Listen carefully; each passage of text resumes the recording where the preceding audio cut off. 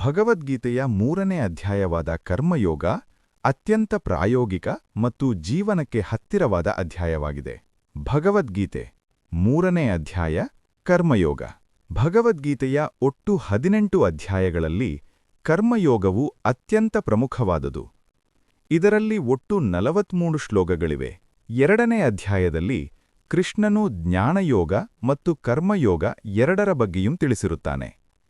ಇದರಿಂದ ಗೊಂದಲಕ್ಕೊಳಗಾದ ಅರ್ಜುನನು, ಕೃಷ್ಣ, ಜ್ಞಾನವು ಕರ್ಮಕ್ಕಿಂತ ಶ್ರೇಷ್ಠವೆಂದಾದರೆ ನನ್ನನ್ನು ಈ ಘೋರ ಯುದ್ಧದಲ್ಲಿ ಏಕೆ ತೊಡಗಿಸುತ್ತಿದ್ದೀಯೇ ಎಂದು ಪ್ರಶ್ನಿಸುತ್ತಾನೆ. ಈ ಪ್ರಶ್ನೆಗೆ ಉತ್ತರವಾಗಿ ಕೃಷ್ಣನು ಕರ್ಮದ ರಹಸ್ಯವನ್ನು ಬಿಚ್ಚಿಡುತ್ತಾನೆ. ಲೋಕದಲ್ಲಿ ಯಾರೂ ಕೂಡ ಒಂದು ಕ್ಷಣವೂ ಕರ್ಮ ಮಾಡದೇ ಇರಲು ಸಾಧ್ಯವಿಲ್ಲ ಎಂದು ಕೃಷ್ಣ ಸ್ಪಷ್ಟಪಡಿಸುತ್ತಾನೆ. ಪ್ರಕೃತಿಯ ಗುಣಗಳ ಪ್ರಭಾವದಿಂದ ಪ್ರತಿಯೊಬ್ಬರೂ ಕೆಲಸ ಮಾಡಲೇಬೇಕಾಗುತ್ತದೆ. ಕೈಕಾಲುಗಳನ್ನು ಕಟ್ಟಿಹಾಕಿದರೂ ಮನಸ್ಸು ಕೆಲಸ ಮಾಡುತ್ತಲೇ ಇರುತ್ತದೆ. ಆದ್ದರಿಂದ ಕೆಲಸವನ್ನು ಬಿಡುವುದು ಪರಿಹಾರವಲ್ಲ, ಬದಲಾಗಿ ಕೆಲಸವನ್ನು ಹೇಗೆ ಮಾಡಬೇಕು ಎಂಬುದು ಮುಖ್ಯ. ಯಾರು ಹೊರಗಿನಿಂದ ಇಂದ್ರಿಯಗಳನ್ನು ತಡೆದು ಮನಸ್ಸಿನಲ್ಲಿ ವಿಷಯಗಳ ಬಗ್ಗೆ ಯೋಚಿಸುತ್ತಿರುತ್ತಾರೋ ಅವರನ್ನು ಕೃಷ್ಣ ಮಿಥ್ಯಾಚಾರಿ ಅಥವಾ ಕಪಟಿ ಎಂದು ಕರೆಯುತ್ತಾನೆ. ಯಾರು ಮನಸ್ಸನ್ನು ನಿಯಂತ್ರಿಸಿ ಅನಾಸಕ್ತಿಯಿಂದ ಕರ್ಮ ಮಾಡುತ್ತಾರೋ ಅವರೇ ಶ್ರೇಷ್ಠರು. ಯಜ್ಞಾರ್ಥಾತ್ ಕರ್ಮಣೋನ್ಯತ್ರ ಲೋಕೋ ಯಂ ಕರ್ಮಬಂಧನಃ. ಅಂದರೆ ಭಗವಂತನ ಸೇವೆಗಾಗಿ ಅಥವಾ ಲೋಕ ಕಲ್ಯಾಣಕ್ಕಾಗಿ ಮಾಡುವ ಕೆಲಸಗಳನ್ನು ಹೊರತುಪಡಿಸಿ ಉಳಿದೆಲ್ಲಾ ಕೆಲಸಗಳು ಮನುಷ್ಯನನ್ನು ಬಂಧಿಸುತ್ತವೆ. ನಾವು ಮಾಡುವ ಪ್ರತಿಯೊಂದು ಕೆಲಸವೂ ಒಂದು ಅರ್ಪಣೆಯಂತಿರಬೇಕು. ಸ್ವಾರ್ಥಕ್ಕಾಗಿ ಮಾಡುವ ಕೆಲಸ ಪಾಪಕ್ಕೆ ಕಾರಣವಾಗುತ್ತದೆ. ಸೃಷ್ಟಿಯ ಆರಂಭದಲ್ಲಿ ಬ್ರಹ್ಮನು ಯಜ್ಞದೊಂದಿಗೆ ಪ್ರಜೆಗಳನ್ನು ಸೃಷ್ಟಿಸಿದನು. ದೇವತೆಗಳು ಮತ್ತು ಮನುಷ್ಯರು ಪರಸ್ಪರ ಸಹಕಾರದಿಂದ ಬಾಳಬೇಕೆಂಬುದು ಪ್ರಕೃತಿಯ ನಿಯಮ. ಮಳೆ ಬರುವುದರಿಂದ ಅನ್ನದಿಂದ ಪ್ರಾಣಿಗಳು ಉಂಟಾಗುತ್ತವೆ. ಈ ಜೀವನಚಕ್ರವನ್ನು ಗೌರವಿಸದೆ ಕೇವಲ ತನ್ನ ಸುಖಕ್ಕಾಗಿ ಬದುಕುವವನು ವ್ಯರ್ಥವಾಗಿ ಜೀವಿಸುತ್ತಾನೆ ಎಂದು ಕೃಷ್ಣ ಎಚ್ಚರಿಸುತ್ತಾನೆ. ಸಮಾಜದಲ್ಲಿ ಒಬ್ಬ ನಾಯಕ ಅಥವಾ ಶ್ರೇಷ್ಠ ವ್ಯಕ್ತಿ ಹೇಗೆ ನಡೆದುಕೊಳ್ಳುತ್ತಾನೋ ಸಾಮಾನ್ಯ ಜನರು ಅದನ್ನೇ ಅನುಸರಿಸುತ್ತಾರೆ. ಯದ್ಯದಾಚರತಿ ಶ್ರೇಷ್ಠಸ್ತತ್ತದೇವೇತರೋ ಜನಃ ಸ ಯತ್ ಪ್ರಮಾಣಂ ಕುರುತೆ ಲೋಕಸ್ತದನುವರ್ತತೆ. ಆದ್ದರಿಂದ ಜ್ಞಾನಿಯಾದವನು ತನಗೆ ಯಾವುದೇ ಲಾಭವಿಲ್ಲದಿದ್ದರೂ ಸಮಾಜಕ್ಕೆ ದಾರಿ ತೋರಿಸಲು ಕರ್ತವ್ಯಗಳನ್ನು ಮಾಡಲೇಬೇಕು.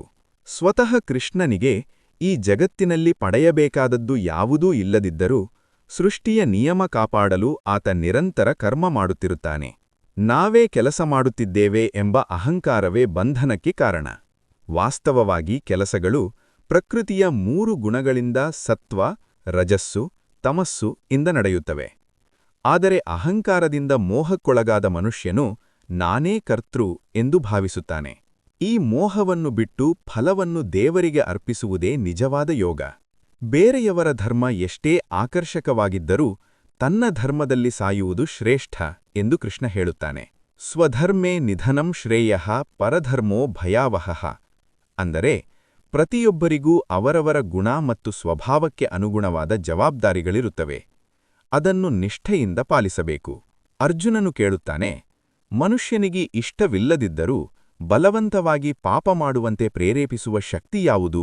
ಅದಕ್ಕೆ ಕೃಷ್ಣನ ಉತ್ತರ, ಕಾಮ ಅಂದರೆ ಆಸೆ, ಕ್ರೋಧ ಅಂದರೆ ಕೋಪ. ಇವು ರಜೋಗುಣದಿಂದ ಹುಟ್ಟುತ್ತವೆ. ಬೆಂಕಿಯನ್ನು ಹೊಗೆಯು, ಕನ್ನಡಿಯನ್ನು ಧೂಳು ಮುಚ್ಚುವಂತೆ ಈ ಆಸೆಯು ಮನುಷ್ಯನ ಜ್ಞಾನವನ್ನು ಮುಚ್ಚಿಬಿಡುತ್ತವೆ. ಇಂದ್ರಿಯಗಳು, ಮನಸ್ಸು ಮತ್ತು ಬುದ್ಧಿ ಇವುಗಳೇ ಕಾಮದ ನೆಲೆಗಳು. ಕೊನೆಯಲ್ಲಿ ಕೃಷ್ಣನು ಇಂದ್ರಿಯಗಳನ್ನು ನಿಯಂತ್ರಿಸಲು ದಾರಿ ತೋರಿಸುತ್ತಾನೆ. ದೇಹಕ್ಕಿಂತ ಇಂದ್ರಿಯಗಳು ಶ್ರೇಷ್ಠಗಳು, ಇಂದ್ರಿಯಗಳಿಗಿಂತ ಮನಸ್ಸು ಶ್ರೇಷ್ಠ, ಮನಸ್ಸಿಗಿಂತ ಬುದ್ಧಿ ಶ್ರೇಷ್ಠ, ಬುದ್ಧಿಗಿಂತಲೂ ಆತ್ಮಶ್ರೇಷ್ಠ. ಆತ್ಮದ ಶಕ್ತಿಯಿಂದ ಬುದ್ಧಿಯನ್ನು ಸ್ಥಿರಗೊಳಿಸಿ ಕಾಮ ಎಂಬ ಅಜೇಯ ಶತ್ರುವನ್ನು ಸೋಲಿಸು ಎಂದು ಅರ್ಜುನನಿಗೆ ಕರೆ ನೀಡುತ್ತಾನೆ.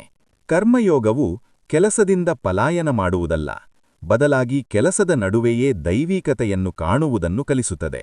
ಕರ್ಮಣ್ಯೇವಾಧಿಕಾರಸ್ತೆ ಮಾ ಫಲೇಷು ಕದಾಚನ ಎಂಬ ಸಿದ್ಧಾಂತದಂತೆ ಫಲದ ಆಸೆ ಬಿಟ್ಟು ಕರ್ತವ್ಯ ಮಾಡುವುದೇ ಶಾಂತಿಗೆ ಏಕೈಕ ಮಾರ್ಗ.